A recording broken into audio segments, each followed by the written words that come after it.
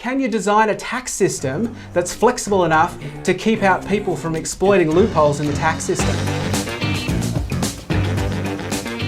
So the first question that we have today is from Andrew, and he asks, is it possible to design a tax system that is as flexible as people's ability to minimise it? That's a really good question. So the big problem with our income tax system, where most of our tax comes from, is that it's full of loopholes. It's full of people who are trying to avoid paying tax. And the government kind of spends this weird game where they close loopholes and then people find new loopholes and then they have to change it again to close those loopholes. And we end up with a tax system that there's this massive tome of different regulations. So I think, yes, it is actually possible, and it's surprisingly simple if we just think about how it works.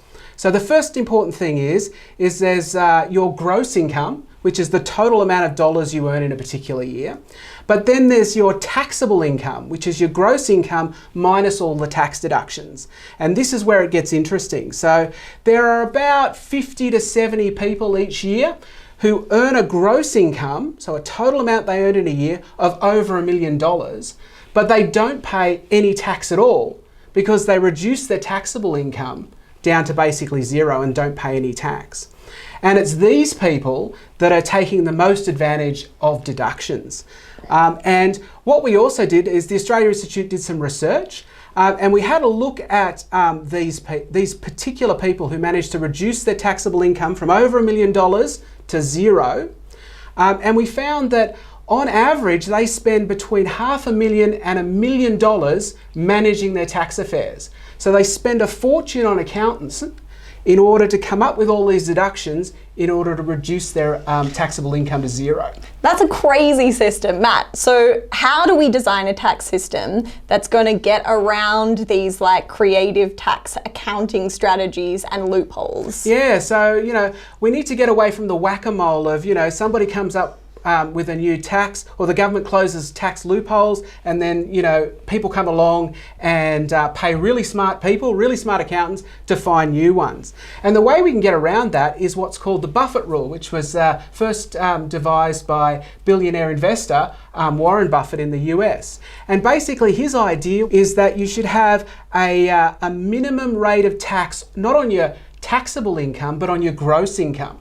So in Australia, we did some numbers around it, and we thought that if you earn more than $300,000 a year in gross income, so that puts you in basically the top 2% of taxpayers.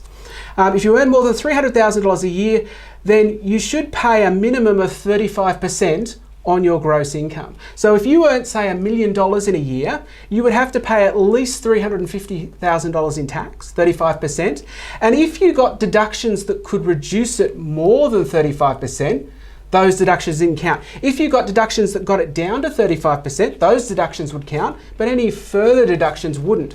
And that would not only mean that higher income earners couldn't take advantage of the tax system, but it would also actually help in that a whole heap of accountants and a whole heap of very clever people who are currently essentially wasting their careers, if I might say, by devising ways to avoid tax, they could be freed up to do other things. Think of all those brains that we could put to work solving actual problems. That's right. So basically the idea is then you don't have to worry about the deductions because they can only get a certain amount of deductions before they hit that minimum rate, all right? And they're paying a minimum amount of tax.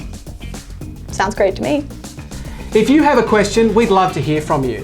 If you want to put your question in an email, you can address it to mail@australiainstitute.org.au and just put Ask an Economist in the subject line.